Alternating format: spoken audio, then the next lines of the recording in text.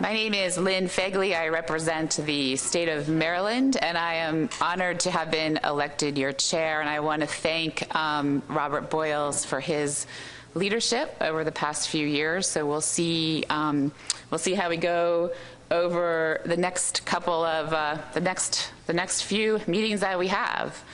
The first item on the agenda is public comment. I don't know that anybody has any comment, but if there are, please let us know. Okay, seeing none, the next agenda item is to seek approval of the agenda.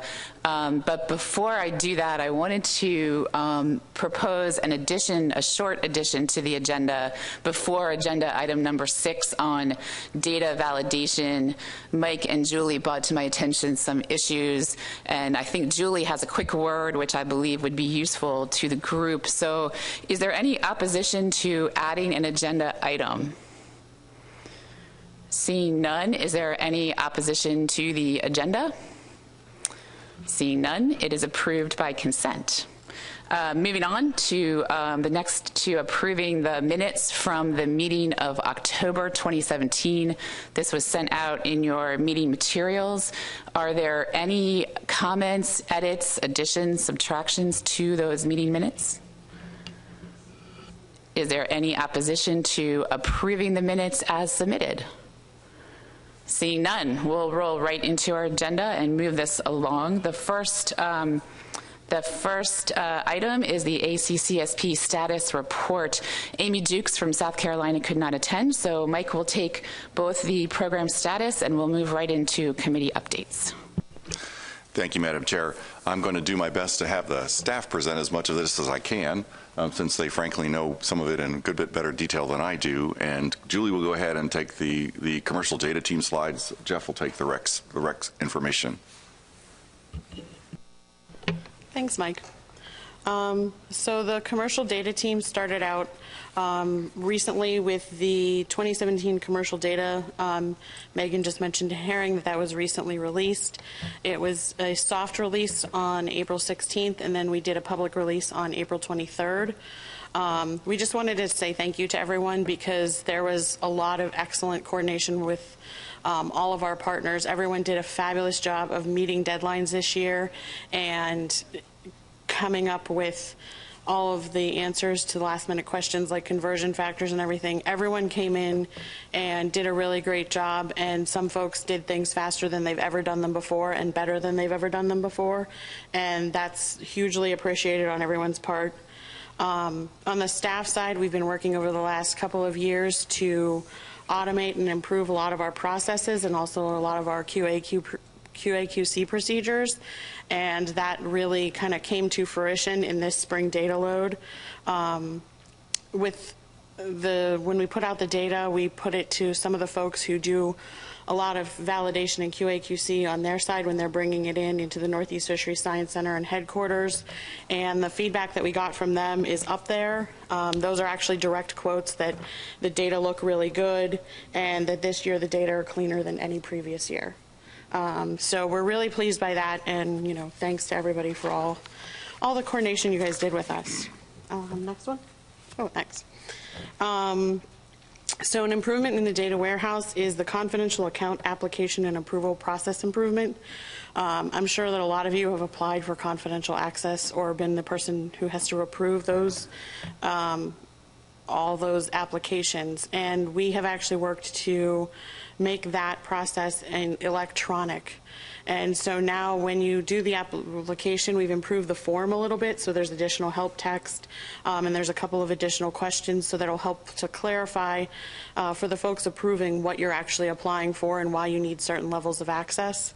And then we've created a system behind the scenes where the approvers can go in and electronically do approvals. They can electronically put people on hold and send notifications. And so we're in the process now of having folks look at the version that we've got out there. They've given us feedback, and we're adding the improvements that they'd like. And so hopefully that process will be finished in the next month or so. And we're really excited about doing that because I know everyone is very excited to get away from the PDF form. And then the last one is just the current stock assessments. We actually have 5 current stock assessments that we're currently providing data for.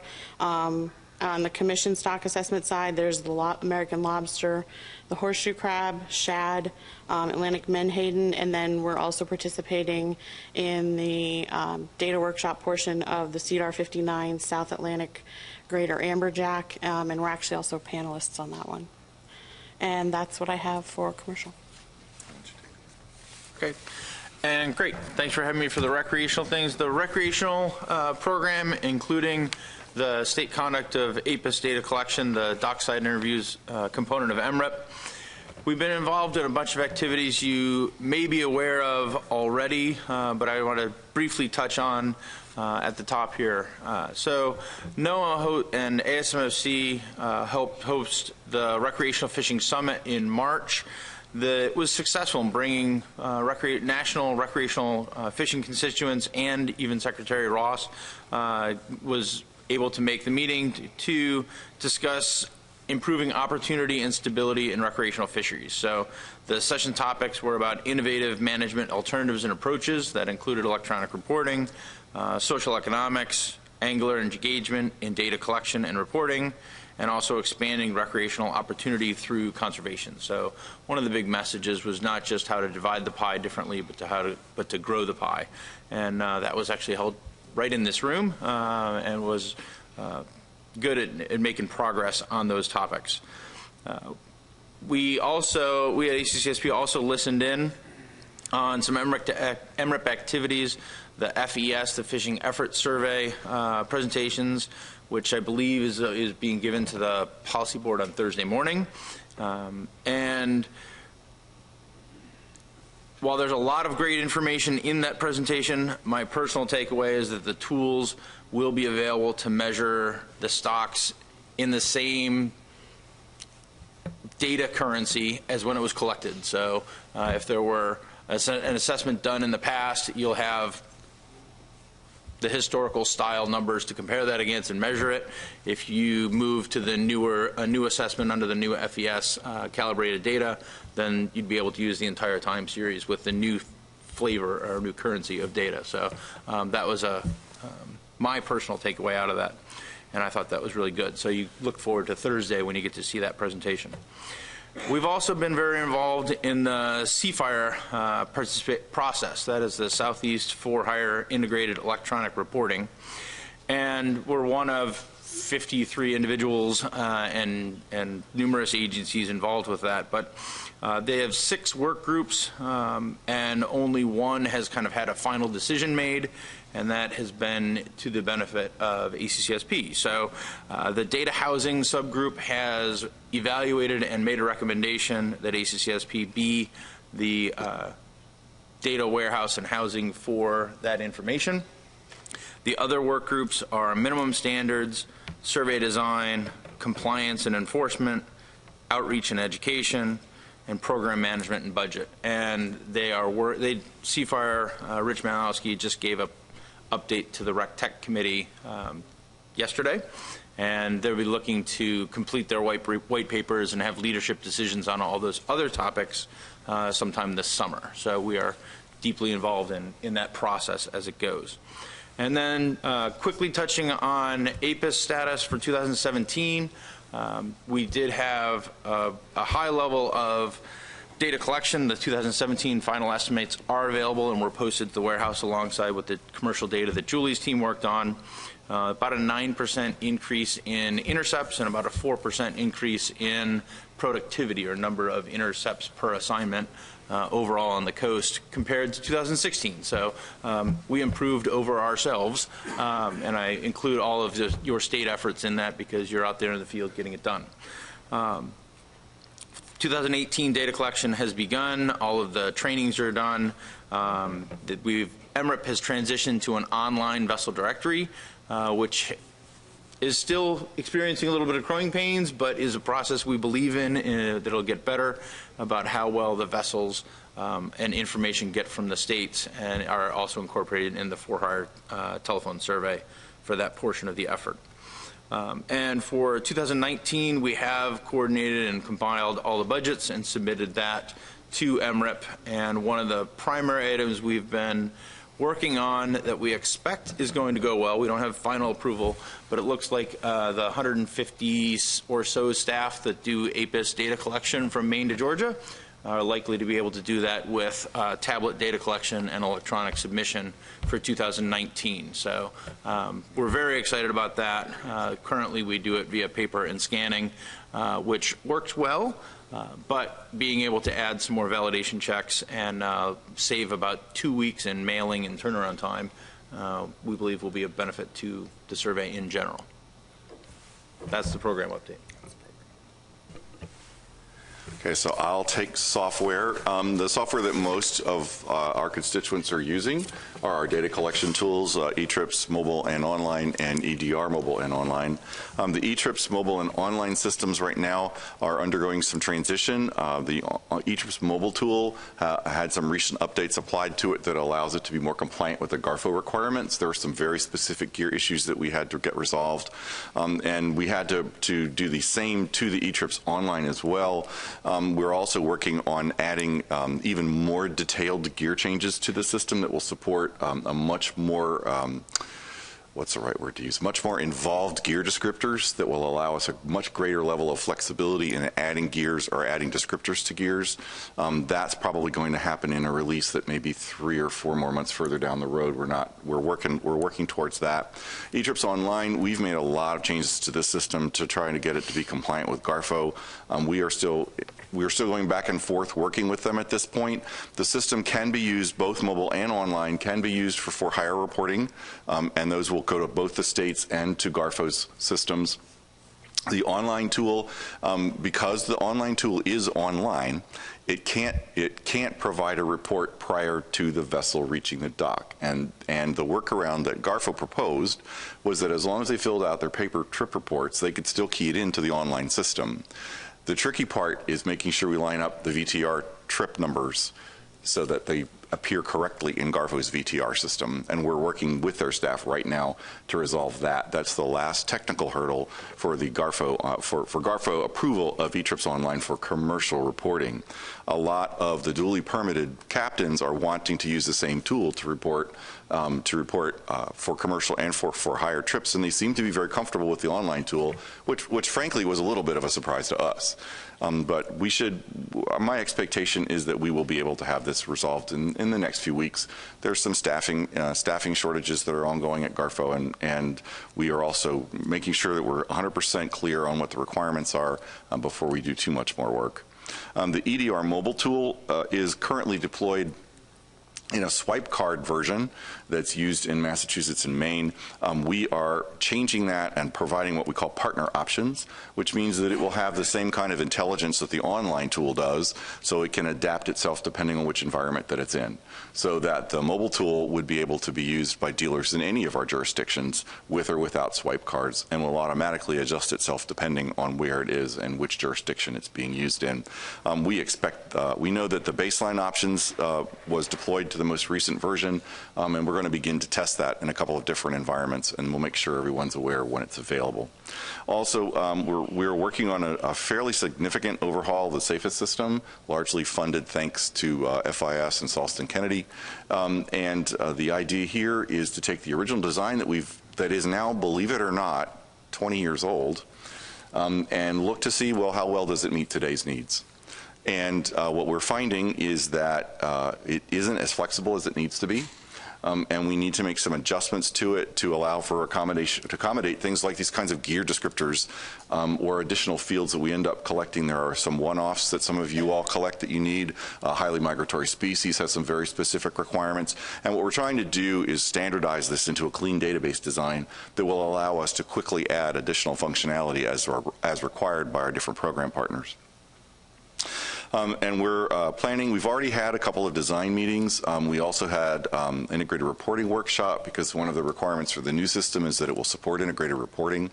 We are planning now for the second design meeting, which will be primarily for technical folks to review the current design and review some of the surveys that we've already done on what the system's deficiencies and successes are, and to make recommendations for some changes in how it needs to be designed. We expect to have a new database design for most of the modules at least laid out by the end of the calendar year, so that we can begin to build software on top of that. What we're looking at changing, just for general interest, is our permit managing, which is registration tracking. The design that we have right now is more of a point in time, so that it knows what's valid today, but it can't easily tell you what was valid 6 months ago or a year ago. If you need to use the system to do a retrospective analysis or run some kind of compliance reporting, we're not readily able to do that because of the way the database is designed. Those are the kinds of things that we'll be changing, and additional support for more varied kinds of permitting. As we're working in the Sapphire process, we're finding out that there are some substantial differences in how the Gulf and South Atlantic permits, and those will have to be incorporated into the design changes for registration tracking. And then finally, dealer reporting and trip reporting, they have essentially the same kind of problem, where we end up with additional data elements or additional requirements that may be specific to a particular jurisdiction, or maybe even some kinds of temporary things, additional measurements that may be taken, things like temperature and depth, which our original designs, for those of you who've been around a while, we don't support or we didn't support. And so those will be added, those kinds of fields and the functionality to add them will be added to the trip and dealer reporting modules as we move forward. Since Allie doesn't have a microphone, I'll do outreach really quickly. We did participate at the New England Fishing Show. It was quite successful, and there's our display. We have participated in a lot of the for-hire electronic trip reporting workshops. I can't even begin to tell you how many of them there have been, but there have been a lot, and they've been all up and down the coast in support of the Northeast, primarily the Northeast trip reporting that was required by the regulations from the Mid-Atlantic Council. But we've also done some work in the South Atlantic as well, working with our contractor and with the captains, trying to provide training, creating accounts as needed, also taking feedback as we work forward. Allie has been participating in those, and we also had a couple of the data team there too. Working with the captains, making sure that they understand how these things work, and we also get their feedback so that, of course, we can make adjustments to the system over time. Our goal is to make the system as user-friendly as we can. This year, we're going to publish an online annual report. You all will receive a link to that fairly soon. It's nearly done. The goal this year was to try and get away from killing trees for our annual reports. It'll also allow it to be a lot more flexible, and we can update it when needed. It will be attached to a website. There will also be a printed version available, but it will be in a fairly short. We'll have a PDF that's available for those of you that really feel like you have to have a piece of paper in your hand. And then, of course, we put out routine releases, newsletters, that sort of thing. Outreach remains a fairly robust and an important part of what we do. And I think I'm going to let you take the AFS.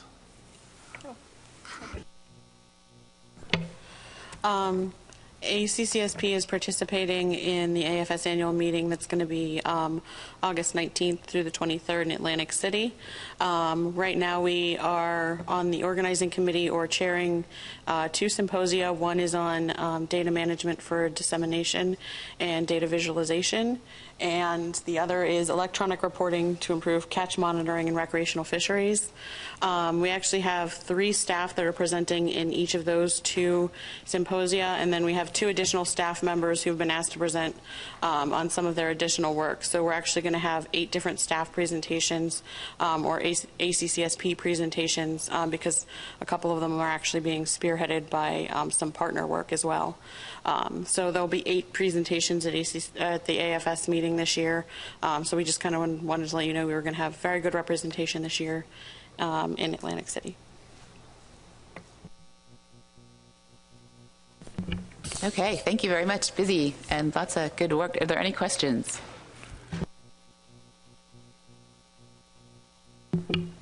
Doug. Wow. I'm shocked anybody knew me down here. I know you, Doug. Thank you, Jim. ICAST, I mean, you guys did a northern show. ICAST is 2 months away. Outreach and education.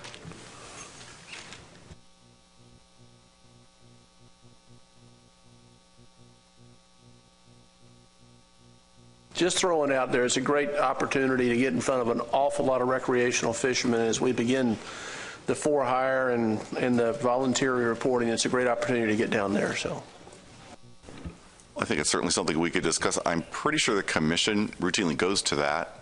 We can coordinate with, I think, Tina, and of course, talk to the folks.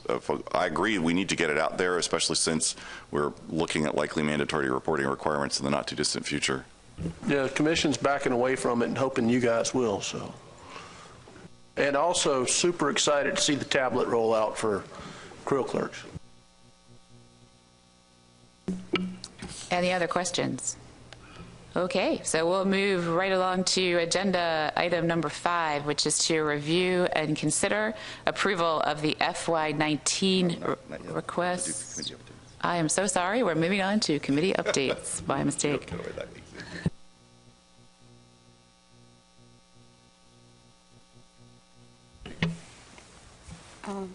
It's not. Go ahead. Okay, so the annual meeting for the Biological Review Panel happened in February of this year. They talked about a couple of different projects. The first one is the conversion factor project. That was a project that was originally started in the Commercial Technical Committee, and they have a almost done final report that has been passed on to the Biological Committee. And the reason for that is that one of the things that they found in there is that one of the limiting factors to determining the conversion factors was the limit in the biological samples. And it became evident that the best group to address getting more biological samples would be the Biological Review Panel. So they're going to be taking over that, and Joe Myers has been doing presentations to kind of help that transition with Heather. Also, the Resilience Factor project, Richard Cody had been spearheading that. The Resilience Factor is one of the columns that's in the biological matrix, and what we'd like to do is sort of standardize the way that that column is filled out, and he was spearheading that. He's left the committee as he changed positions, and so he's going to be passing that baton on to Mike Arrigo, and they're going to be meeting up so that they can work on that this year, and Mike is going to get that completed this year. The biological inventory application, this is just, there used to be a spreadsheet for the biological inventory. What we'd like to do is move that into an electronic version. We're going to start testing that with the committees this month. And the idea behind that is, one, it will make the inventory available online in a way that will be more publicly visible, and it will also help us to eventually integrate those inventory, each program, with the data that starts coming in. So you'll be able to go back and look at the inventory and find the metadata that goes with the data that you're pulling out of the biological module. They also had a hot topic presentation by Mike Arrigo, and this is just where members get an opportunity to present work that they're doing so that others are aware of what's happening in other places. And he presented on the South Atlantic States pilot project with the charter boat electronic reporting. And there was a lot of positive feedback on that, and he was actually, I'm not sure if he's doing it, but he was actually asked to present that at AFS, so we'll have to follow up with him and see if he's going to go ahead and do that presentation. I'm just going to keep going unless people have questions. Okay. So the Bycatch Committee, they also had their meeting in February. Those usually go back to back. They're exploring some citizen science projects. They feel like that might be a good opportunity to get some funding for Bycatch, and so they are going to be working with Amber Von Harten at the South Atlantic Council. She's going to be doing a presentation for them just to kind of get everybody on the committee up to speed with that project. They are also doing the Bycatch inventory application. There's very similar inventories, so I won't give you that whole spiel again. Just reference the previous spiel on Bycatch inventory application. And also Mike Arrigo gave the same presentation on the charter boat, and it was received well by both committees. Just one more. Okay. Keep going. So the Commercial Technical Committee met in March of this year. They discussed a number of topics. The first is the new seafood traceability API, and this allows dealer-to-vendor sharing of safest dealer reports. And this is specifically for, you know, us single dealers. It's not across all multiple. So you get approval for to have a single dealer, and then this goes out to the vendor, and they're able to use this in traceability applications. So far, we've been working with a group called Backtracker. They reviewed the new data warehouse, the public summary for the reports of commercial landings and harvest data. When we rolled out the new data warehouse, we had done a survey, and there was an approach to the way that non-confidential data were presented, and everyone said that was really the way they wanted to go. And now that it's out there, they decided maybe it's not exactly the way we wanted to go. So we're going to go back to sort of the way we used to do it, but a new improved version of the way we used to do it. And so we've completed all of that work, and he presented that to the group. At this point, their next discussion is going to be when we can't show you a true total, we have to show you a redacted total. We're developing a stoplight sort of version so that you can determine, yes, it's a redacted total, but it's still a really good total, so it's good enough for you to use, or it's a redacted total and it's not anywhere close to the real total, so don't go ahead and use it, but doing that in a non-confidential way. So that's the next group that's the next decision that group has to make. We also demonstrated the confidential access approval tool, which I discussed earlier. And again, that group is working with the biological committee to transfer the conversion factor project over. Okay, thank you very much, Julie. Any questions? I got one more. Sorry, one more. And I'll take the Information Systems Committee. It met in March of 2018. And they are doing a lot of looking at what we're up to and making comments on. So they reviews the status of all the different applications, how they're deployed, the kinds of issues that we're having. Also reviewed the planning that we're doing for the safest redesign, and as always, the members have some input to that.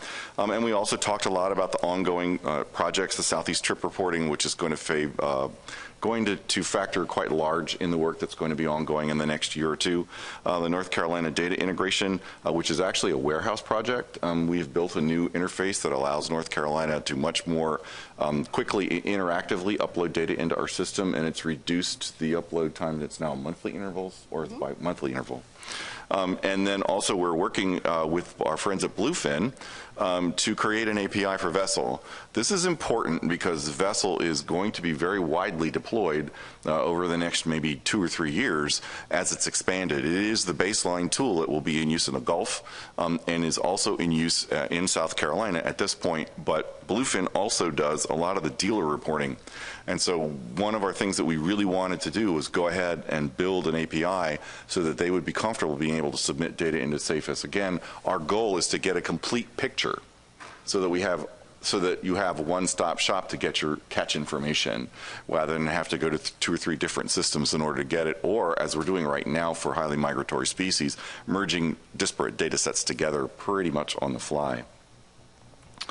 We are also are watching our change management process. We have a change management for the changes in the coding that we're going to be using and the data structures for gears, which I mentioned a little bit earlier. That's almost through our change management process. And a couple of Massachusetts presentations, something our systems have never been able to do before, which is say, oh, I didn't actually leave the dock, but I wanted to, or oh, I left the dock and I never put any gear in the water. So those are no catch, no effort. We needed to be able to account for that, and Massachusetts presented some research on that, and we've actually already implemented that in the online version of ATRIPS in response to requirements of GARFO. And then finally, Massachusetts did some auditing on the data that they were receiving from SAFES, specifically the kinds of errors their captains were making, and why these errors were made, and what kinds of steps could be made either in training or in the application itself to address them over the longer term. And so we're reviewing that report right now, and we will of course integrate its findings into the work as we move forward. And then we do standard codes and we're done. Nope. Go ahead. So the Standard Codes Committee doesn't officially meet like the other committees because they kind of do a constant review of codes. So this is just a summary of the things that they've considered in the past year.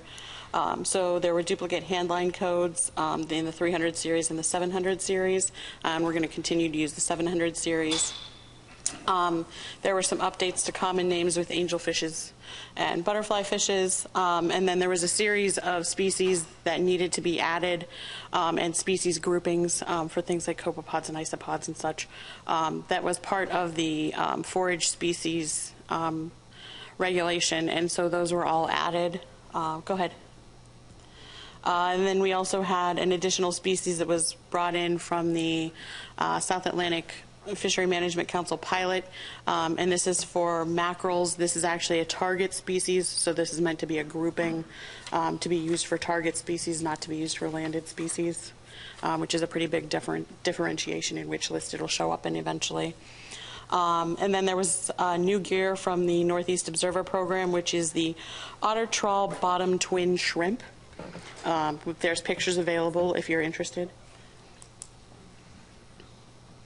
Keep going. And then the final thing was the discussion of the primary gear codes. Mike has mentioned the gear codes a couple of times. If you head over to the standards, Appendix I has gear codes in it. This is table I1, and these are the primary gear codes. So for each of our gear types, these are the fields that exist as primary gear codes. And then anything that's a secondary gear code appears in the rest of those tables, and that's the flexibility that Mike was referencing. In order to start this discussion, what we wanted to do was have standard codes review this table and make sure that everyone was actually using the same definition for all of these fields. And unsurprisingly, it turned out that there was some variation in what was being used. And so anything that's listed in green is the definition that was there, and it stayed the same. Anything that's listed in red is the updated version of the definition based on the fact that that's pretty much what everyone was using it as instead of what was listed there. So this is the new version of the I1 table in the in your codes. So you can take this slide and just slide it into your copy. Okay, great. And the Recreational Technical Committee has been busy and ramping up for their next meeting. They did have two long conference calls of 3 hours apiece on April 9th and April 30th. So just yesterday, they did make progress on clarifying what they wanted to include for a 2019 headboat additional sampling proposal above the base MREP APIS sampling that was there. Their primary focus is really continuing work on the recreational implementation plan that was approved by the Coordinating Council last August. And that's really ways to identify areas to improve PSE and to make great strides on what the concept of comprehensive for-hire data collection would look like. So I have a very exciting slide on that coming up. But under APIS as logbook validation, there was a project that we finished last year with South Carolina to look at APIS as validation and do re-estimation. That report was submitted in the fall, approved for release, and released via MREP in February, I believe. So that one is available if you're interested in that. And it really pointed out that it's great progress. MREP was really excited about it. There's a little bit more work to be done in the areas of matching the vessel and the trip reports between the APIS intercept and the logbooks before moving forward. And so we've got some effort to work on that. Stepping briefly through the next slide, this basically is the current state of the various data collection programs, and all I want you to focus on here is that the lighter colored boxes at the top are MREP APIS is combined in for-hire for the catch sample is combined with the for-hire telephone survey as the effort sample with just a small with a connection for effort through the Northeast and Mid-Atlantic VTRs to come up with the for-hire catch estimates. All the darker blue boxes are useful surveys or data collection pieces that are not directly integrated or connected in with that. Stepping forward to our new and exciting slide, discussed and approved yesterday with RecTech. This is kind of the future concept that RecTech has signed on for to be fleshed out more. And what it shows here is the blue side is captain reporting, the green side is dockside angler reporting. The three boxes that have an orange border are the actual survey data collection. So on the green side, you've got MRIP APIS data collection as the survey methodology. On the blue side, there's the current MRIP for-hire telephone survey data collection on the bottom, and then the idea of a certified mandatory logbook data collection at the top. And the interesting parts here are separating the vessel frames so that if in the future, and if you notice there's no timeline or agency that's doing this or cost associated with this concept point, but if you follow it along from the top, or on the top side, if a vessel is doing a mandatory logbook and it is encountered by APIS, so it's part of that frame, you combine APIS with that logbook for both a catch and an effort estimate, and that goes in top of kind of that top orange box, so it says certified logbook frame estimate. If you follow the bottom path, you take vessels that are intercepted by APIS that do not have a logbook, and in most cases those are at the moment those are state vessels, state water vessels. Those the RecTech Committee believes you still need some sort of a sampling for those vessels without a federal logbook. And so some sort of a for-hire telephone survey would still need to occur. You get the APIS samples from the telephone survey for effort and add that in to have its own component. You add the logbook frame to the survey frame, and you get a grand total picture. So the challenges we're really trying to figure out: state waters, federal waters, charter boats, and head boats, where any particular state or data collection program is within that graphic is probably subject to change and clarification. But this picture has some buy-in from our partners in the Gulf, those in the South Atlantic, and those along further north on the Atlantic coast. So that's our new graphic. That's where we'd like to go. And that's it.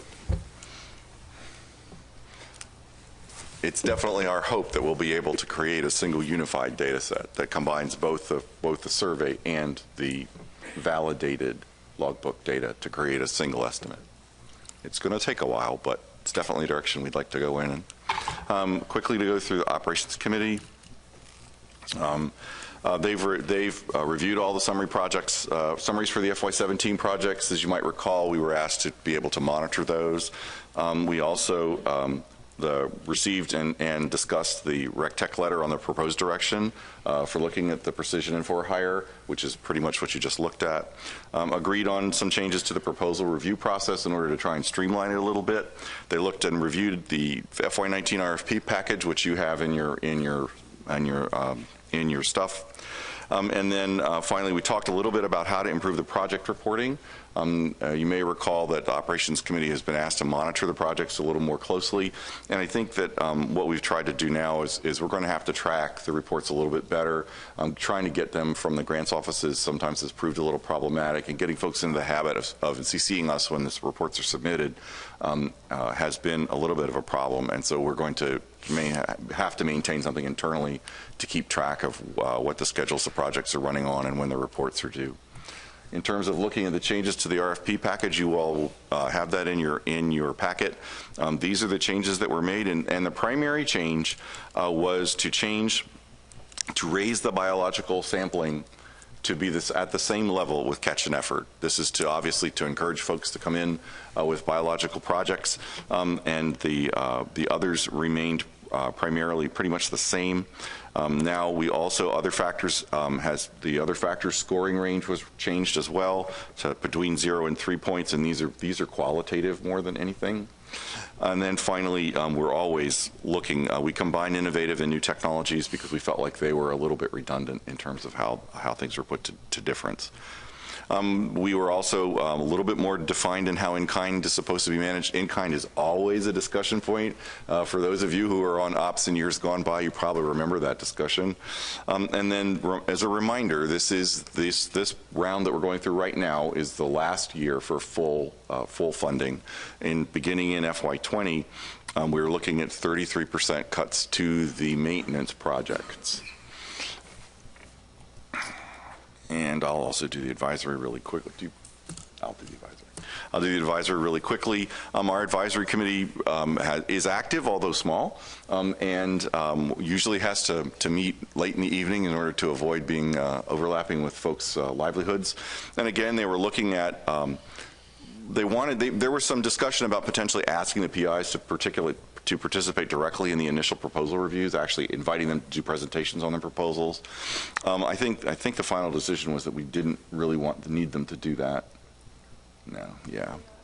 They are going to do it. Okay, thank you. And also looking at, obviously, more advisors. They did review and approve the FY19 RFP package, again, which you have. And then they expressed some concerns about the dates for the advisors operations joint meeting. This year, I think we're going to try to have it in Savannah.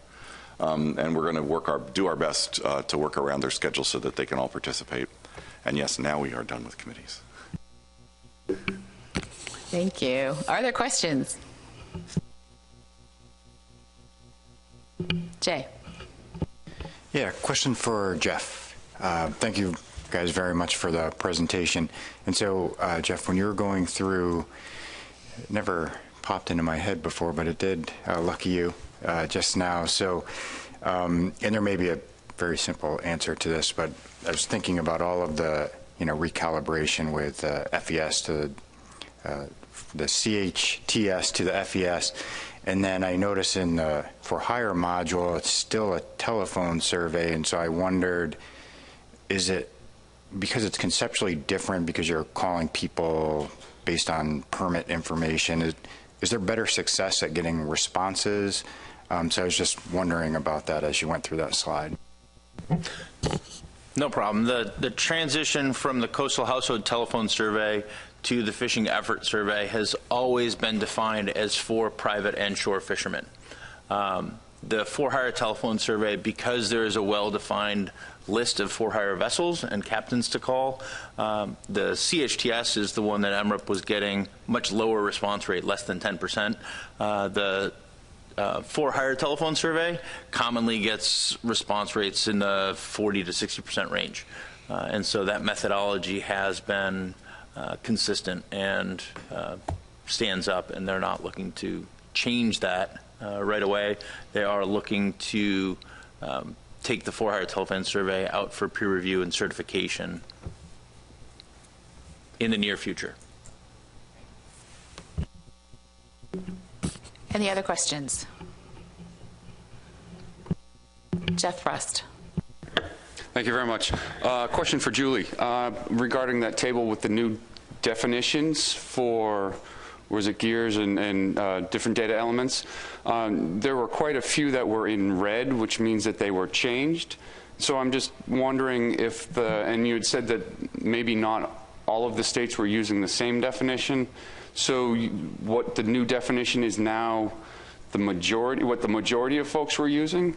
And hang on, I think I have a couple questions here, so please bear with me. Okay. So is it what the majority were using? And then if the folks that were in the minority, are they now using the new approved definition? And then 3, what does this do with the consistency and the integrity of data going backwards? Do we have some metadata? Is there a way to identify what definition different states were using in the past so that we can maintain integrity and understand when it gets to the technical committee what they are actually looking at? Thank you. Okay. I was just going to wait till you turned it off. So when standard codes went to look at this question, what we decided to do was that having a discussion for the folks that were in the room could limit us because there might be someone who doesn't come to the room. And so what we did was we did a survey where I put together a survey that put all of these every gear grouping in every category, and how do you use it. So that would be a metadata going backward, is that we have the survey answers of what people were currently doing. Coming to consensus on what that decision would be going forward, a lot of it did turn into, 7 people said they're doing it this way, the other 3 said they're not collecting that. So a lot of it just kind of became a little bit of a low-hanging fruit. There were some that had a little bit more heavy discussion involved in them, and that's part of the reason for the needed flexibility in the additional gear attributes. For some things, some folks really wanted the length of a line, someone else really wanted the mesh. And so if we can go with the length of the line as our standard definition, then the mesh can be put as an additional gear attribute, so that information can still be collected for those that need it. And so that's kind of part of the impetus for doing that, as well as some of the South Atlantic things moving forward. This discussion just happened 2 months ago, so this is just the new table. As far as everyone getting on board with moving forward, that will probably be a slower and staggered approach. But we do have the survey, and we can share that with anybody that wants to know what responded. We did get most partners to respond. Not every partner did respond. Did I answer all your questions? Yeah, I believe so, but I guess I just have one more, if I may, Madam Chairman. So the ones that were changed, it seems like, or I guess a question is, were most of, what was in the document before you said was not what was being used, but were most of the folks using something consistent, most of the states using something consistent? It just happened to have changed from what we decided 20 years ago when that table was first created? Yeah, that's exactly what happened. In a lot of cases, everyone was doing it the same, just not what the standard was. So it made sense to do the update the standard to do what everyone is doing. Thank you. And I believe there was a question here at the rear of the table. Sir, apologies for not knowing your name. That's all right, Madam Chair. Greg Waugh from the South Atlantic Council. I do have a question, but first I'd like to express our council's thanks to ACCSP and the staff.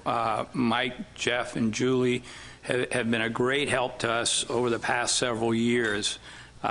We've got our charter boat reporting pilot that's wrapped up, and we're hopefully now moving into mandatory reporting for that sector. And they've been a great help with our private recreational project, My Fish Count.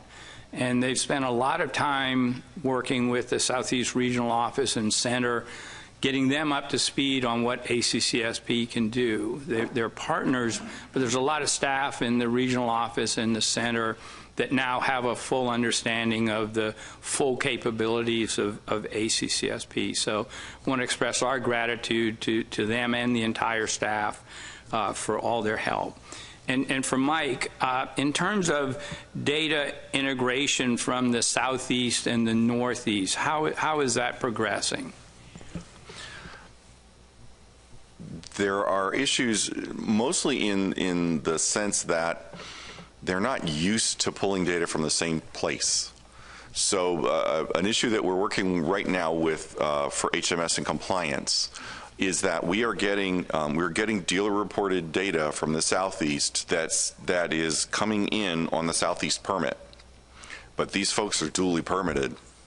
And right now, Garfo doesn't have a clean mechanism for reaching in and pulling those landings out of the system attached to the correct Garfo permit so that they can do the Northeast compliance.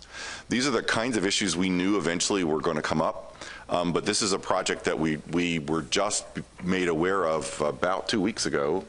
And we started working on that, and we're going to have to build some way so that Garfo can reach in to look at data and already have it cross-referenced to their permits. We have all the permits, and we can build the cross-reference structures. But in the processes where they build the data that they work with every day, we're going to have to work with them to get into the habit of being able to do those cross-references automatically. And the same will probably be true as the Southeast begins to build their infrastructure more too, so that they can look at reports that may be coming in under a GARFO permit, but they are for duly permitted dealers or vessels, and they need to be able to meet the Southeast requirements as well. These are actually good issues to have. It means we're all pulling data from the same place. Okay, further questions?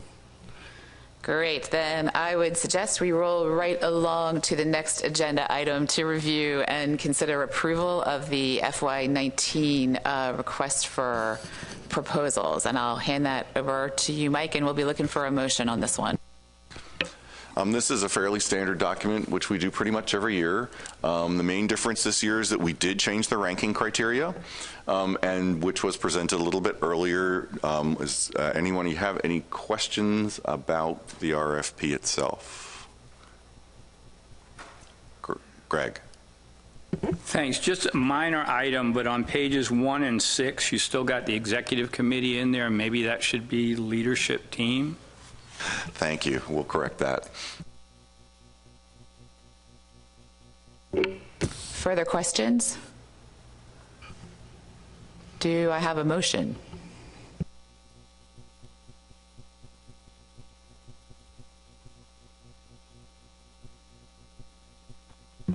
Jeff Prest. I'd like to move to accept the 2019 RFP as amended, or corrected, I guess. Thank you. Second, Robert Boyles. Is there any discussion on the motion? Is there any objection to the motion? Seeing none, the motion is approved by consent. Thank you. That was record speed. Okay, so now we're going to move on quickly to the, Rob Beal. Question, now that the RFP is approved, just, Mike mentioned in his presentation that 2019 is the last year of maintenance, full full funding for maintenance projects that have been in existence since the policy was approved. And I think it would be impossible to be too direct with those, the states or the agencies or the PIs that, we're going into the cycle, which will be the last full year of funding. I would suggest we send them a letter, do something very direct with those folks, because, they'll be fully funded potentially for another 18 months or so. But if they have to go to their state legislative process or state budget process or something to cover that shortfall, those conversations are going to need to start in the state. So I think it was Rhode Island, Maine, and South Carolina. But they used to be the group that had maintenance projects that were going on for a while. I don't know if they still are, but somehow just directly alert those folks that, hey, heads up, this is it. And I'd hate to have them get farther into the process in 19 and sort of not know about it. I'm sure they know about it, but it can't hurt to be really direct and blunt. With the chair's consent, I'll coordinate that language with Bob and incorporate it. Yes, fair point. And Robert Boyles. Thank you, Mr. Chairman. I was just to reiterate Bob's point, Mike, I wouldn't be shy. I mean, we're expecting it. We're planning on it. We've talked about it. But you could remind us again in writing. Thank you. Okay, reminders are good. So I think the next item is the one, the addition that we made at the beginning of the meeting, and I'll turn that over to Julie to talk quickly about data validation. Okay, thank you. So I just have two really quick slides. The first one is just a little process background sort of thing. We've been working a lot more closely as the data team with the science and FMP staff on the stock assessments. We've been providing a lot more data than we ever have in the past. And that's kind of given us as an opportunity from all staff to see areas where we can improve on the things that we're doing. One of those is obviously that as ACCSP staff, we need to have more knowledge of timelines and expectations and how the process is working and how the process is changing or going to change. And then there's also a need for, we want to develop more integration into the provision of ACCSP data to the stock assessments. We've been working really closely with the science and FMP staff on that, and even just recently we were looking at the spreadsheet that goes out to the TC and what their tabs are asking for and what so we don't duplicate the efforts and ask people who are providing data to provide data there and also provide data to us. And so we're working really hard on that, but we do know that it's an ongoing process and there's always going to be growing pains to any kind of process like that. But one of the things that it kind of really gives us the opportunity for is feedback in both directions. And a good one for that is kind of the timelines. We know that we've talked to a lot of folks recently who are just, we have a lot of open data requests with folks right now. I mentioned earlier on the data commercial slide that there's 5 open stock assessments. There aren't different people in the states that are providing those data. We go to the same 5 people. And those are also the same people that did a really great job of doing the spring data coordination. So we realize that we're kind of, putting a lot out there right now. So if we go to the next slide, things that this spring has taught us that we all knew were out there, but things that have been really kind of highlighted because there's so much out there and open. And so the first one is really just overall we understand like there's limited resources and that coordination and communication now and as much as possible in the end is really going to be what reduces the workloads. And so we noticed consistency is a problem. In some cases, we did validations and then we went back and someone said, hey, there was an issue. So we went back to everyone and we said, hey, can you double check all your numbers? And if someone different from the state responded, we got a different answer. And that's difficult for us because now we've got 2 different data stands and we could go back, which person do we ask and where does that go from there? And then also there's differences when we could look at the compliance reports because some of that comes from the fact that they come from different people. Some of that is a timeline issue because of the timing of some of the compliance reports, but some of it was that folks we were talking to didn't know where the data in the compliance report was coming from. And so that's an issue too. And then also changes and updates. There's always things changing in your state, and something that's changed or a new data feed that's come up in your partner. It's really important that when we have those January calls, if you're the person on the January call, that enough of the staff from the partner is on that call so that we're aware of new things. We did have validations this spring where we got back, no, these are data, and we went back and said, these are very different. And they said, well, we're very confident in them because we have a survey. And I went back and said, do you send us those data? Well, no. So that's a problem because that makes the data different in 2 different sources. And then also, just in the same vein, is the idea that once the stock assessment is over, there's this need or want to just, okay, we've got the spreadsheet that goes into the model and we're going to move on, and that leads to inconsistencies in the future. And it also means that 3 years down the road when we do the next assessment or we do the update, the data are going to be different again. The validation is going to be more complicated because there's going to be inconsistencies. And someone is going to go to a website and go to the ACCSP website and pull the data from there to do a quick update, and that's going to go into some commission, maybe regulatory document, and that's going to be different than maybe what's in the stock assessment, and then somebody else might pull it later, and now it's different on the website, and now everyone's in the meeting and they have different data. So it's really important to not end the project of validation when the stock assessment process is over, and we feel like we would love to coordinate with anybody that wants to coordinate. Mike mentioned the North Carolina project. We did a lot of work with that. Maryland has reached out recently, and we've been working with their staff a lot on their merge process and also and how some of their data feeds are coming to us, and we just had a couple new ideas the other day. So, we're willing to work with you guys however you want to work with us. We just want to make it known that there's a little bit more work that needs to be done. If we can do the work now, we won't have to do the work later, kind of thing. So I think that is my spiel.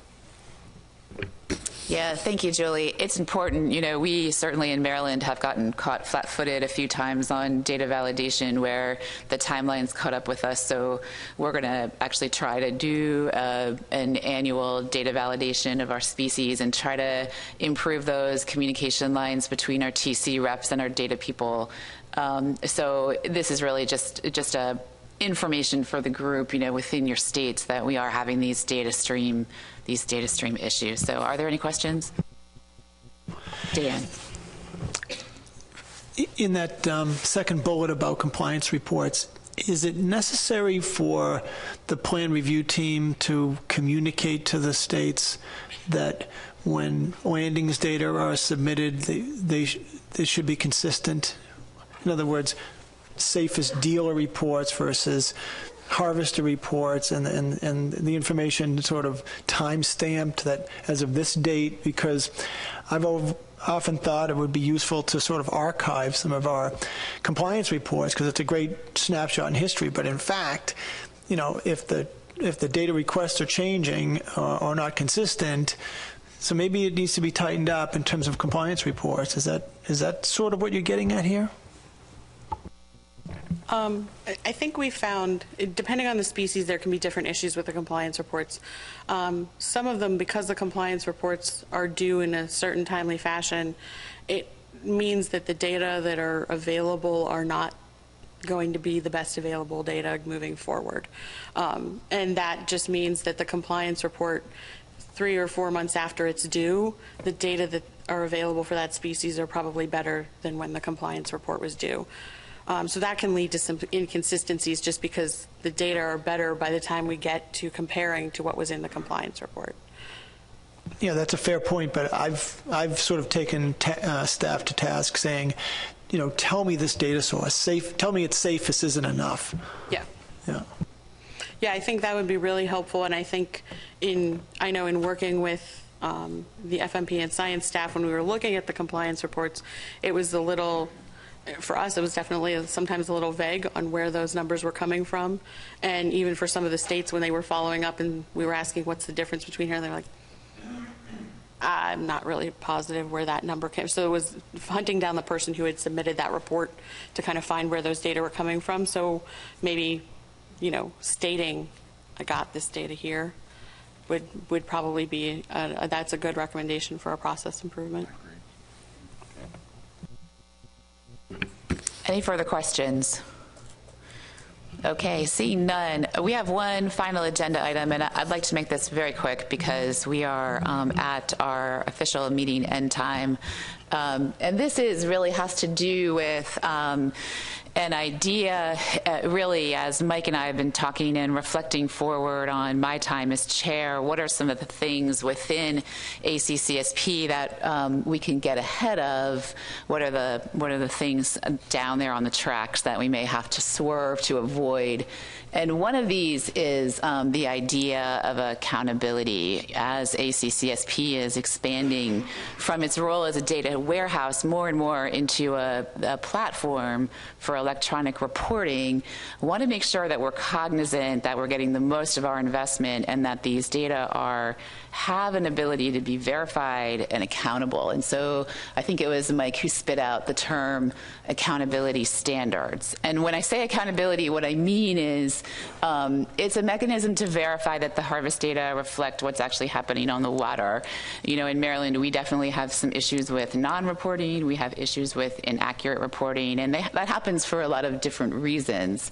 And basically what accountability standards would do would be to provide some consistent guidance to states going forward of incorporating some verification methods into these electronic platforms. And then data that meet these standards could be flagged in the database. And if you just move down the slides, next slide, please. And so how it would help to maximize our investment in these new platforms. It could allow for the creation of a tool that could assist ACCSP, could assist the states in reporting, in enforcing reporting compliance. So in other words, if something is looking a little wonky, there would be an ability for a flag to be placed on a certain report that the state would need to contact that harvester.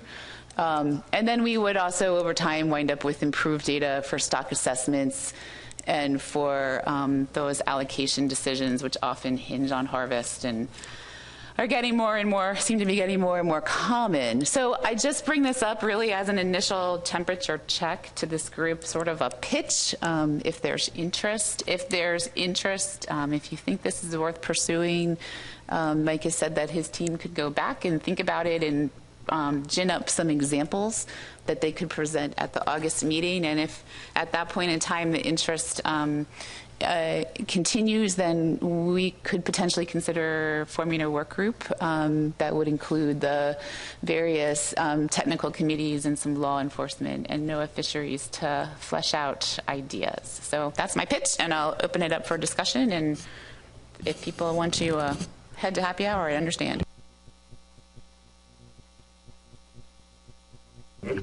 Dan. Jay. Thank you very much. So I think this is a great idea. I guess what I was wondering is, and I'll speak for Rhode Island, we have a accountability process, so I'm guessing other states probably do as well. So that might be a good first step, is to accumulate what states are already doing to get at these accountability issues with their seafood dealers or what have you. And then I bet there's a lot of commonalities, and I think from that you can get good ideas. We're doing X, Y, and Z, but not Q. That was neat, and we'll adopt that kind of thing. Yeah, thank you for that. That's an excellent point, and that was certainly one of the questions in my mind, is what are other states doing? We're trying to implement some things in Maryland, but it does cross my mind, does anybody else have the problems that we have, and what are they doing? So that's well taken. We'll proceed with that. So it seems to me that as a manager, we talk about moving over to more electronic reporting because we're sort of infatuated with the cost savings of not having to hire key bunch operators or data entry folks. But a lot of times a smart data entry person can see the wonky data. So I think what you're talking about is, especially as you drift into more of a universally electronic submission, we've lost some of the eyes on the data going in. So I think you're talking about more of a requirement that you need a routine audit to just check a portion of these going in, right?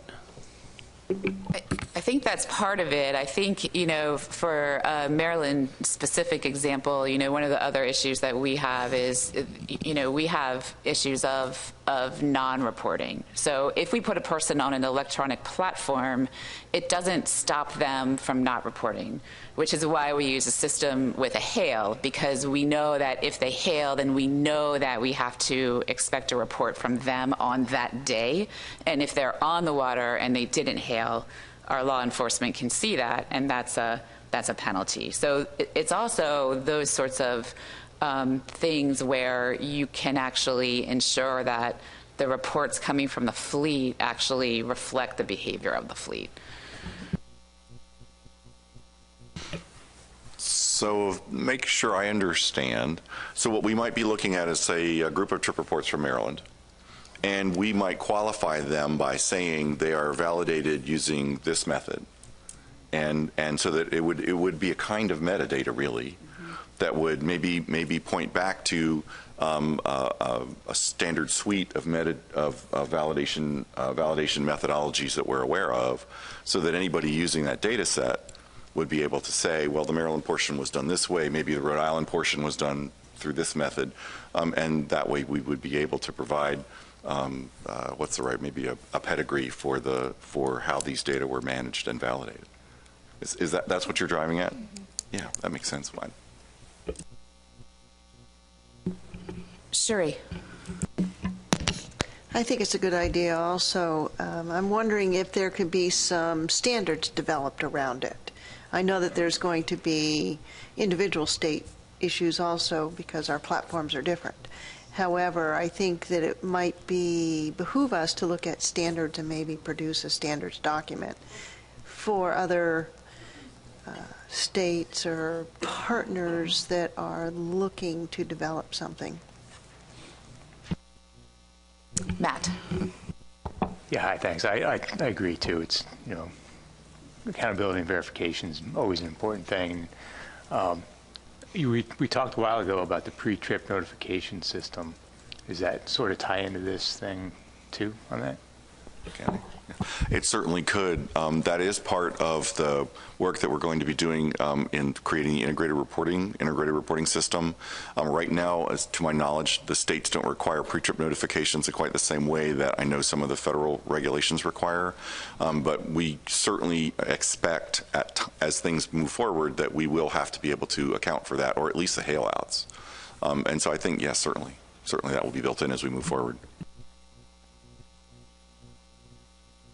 Matt, follow up. Yes, I think some of the states will probably start requiring some like pre-trip notification things if they start exploring multi-state possession limits or something. So it's worthwhile going down that way. Yeah, I think, Greg. Thank you, Madam Chair. The South Atlantic Council would be very interested in this being pursued. We've got a situation where in our commercial fisheries, where the fishermen are reporting some paper now, but switching to logbook, they can go the whole year without providing any data at all, and it comes time to renew their permit, then they get a notification that their permit renewal is incomplete, and they're asked to provide data.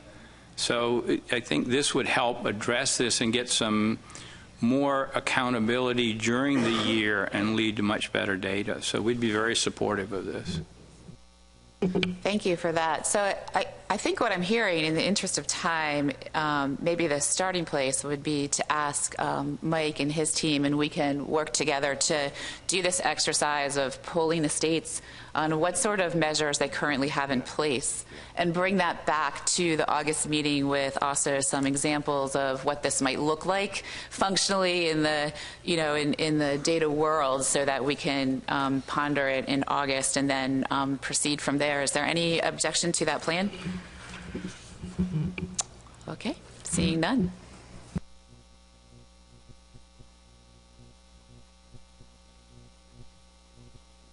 Oh, and is there any objection if we were to adjourn? Meeting adjourned. And the reception, the annual Awards of Excellence reception will start tonight at 6 o'clock, right behind us out in the common area, out in the hallway.